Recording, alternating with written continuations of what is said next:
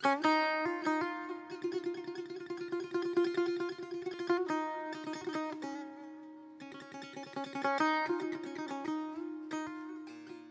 مپندار که در فکر تنم، نگران سرطان وطنم.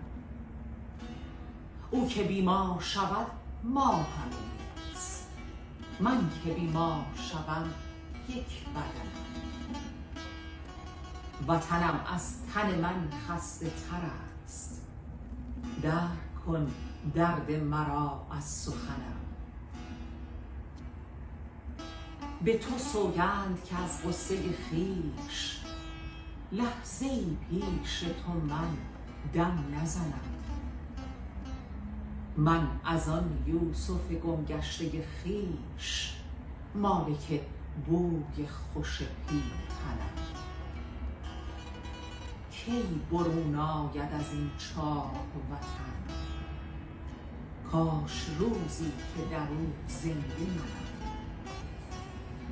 غرق در راحت و من در صدد آب در هاون خود کوفتنم.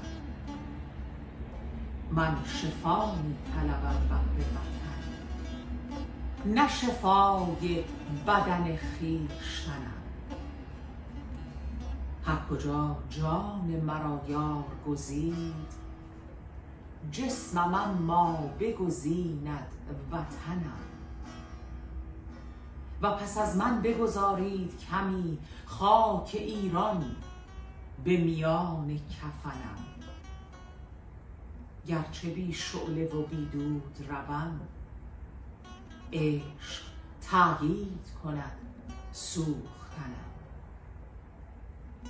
شعله شهر فرو خفت ولی من پی شعله برافروختنم. تو مپندار که در فکر تنم، نگران سرطان وطنم.